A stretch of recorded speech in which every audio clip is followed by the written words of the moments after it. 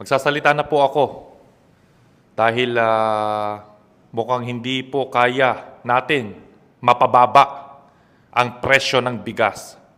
Sasabihin ko na. Actually, dapat hindi ako magsasalita eh. Titignan ko muna kung ano yung kaya nyong gawin.